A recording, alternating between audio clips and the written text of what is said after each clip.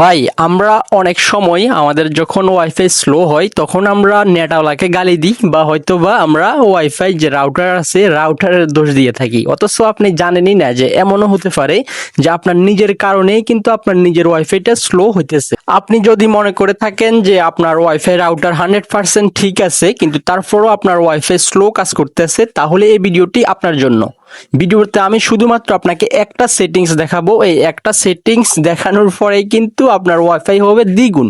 যদি না হয় আমাকে কমেন্ট বক্সে আসে একটা গালি দিয়ে যায়। সর্বপ্রথম আপনার ওয়াইফাই সেটিংস থেকে এই সেটিংসটাতে আসবেন। দেখেন ওয়াইফাই অপশনে ক্লিক করে ধরে রাখলেই কিন্তু এই অপশনটাতে আপনাকে নিয়ে আসবে। এটা কিন্তু সবারই আসবে, ঠিক আছে? এক মোবাইল একরকম এমনটা কিন্তু না। এরপরে এখানে একটা অ্যারো চিহ্ন আছে, এখানে একটা ক্লিক করব। অনেকের এখানে অ্যারো চিহ্ন নাও থাকতে পারে, অনেকের এখানে কিন্তু আই বাটন থাকতে পারে, তবে যেটাই থাকুক সেখানে একটা ক্লিক করবেন।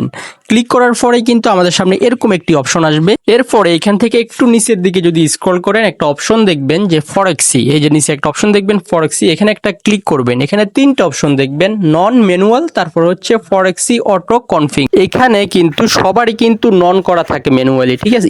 অটোতে সবারই কিন্তু আপনার নন করা থাকে, যার কারণে আমরা এক্সট্রা কোনো ওয়াইফাই স্পিডের বেনিফিট পাই না, ঠিক আছে?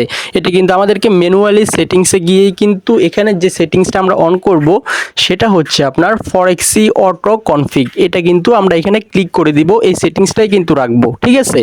নন থেকে আমরা কিন্তু ফরেক্সি অটো কনফিগ এই অপশনটাই কিন্তু আমরা সিলেক্ট করে রাখবো। এটা সিলেক্ট করা হয়ে গেলে অনেকের মোবাইলে হয়তোবা সেভ নামে একটা অপশন আসতে পারে, মানে উপরে নিচে কোথাও একটা সেভ নামে অপশন আসবে হয়তোবা, মানে আপনার মোবাইলে যদি এটা অপশন থাকে তাহলে আপনি এটা কিন্তু সেভ করে দিবেন, ঠিক আছে?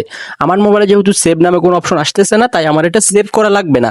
যাদের সেভ নামে অপশন আসবে তারা এটা সেভ করে দিবেন, তাহলেই কিন্তু এটা সিলেক্ট হয়ে যাবে। আচ্ছা, কারো যদি সেটিংস করতে কোনো সমস্যা হয় তাহলে অবশ্যই কমেন্ট বক্সে জানাবেন, কারণ ভাই সবার মোবাইলের সেটিংস কিন্তু এক না, এক একজনের সেটিংস অপশন কিন্তু একরকম, ঠিক আছে?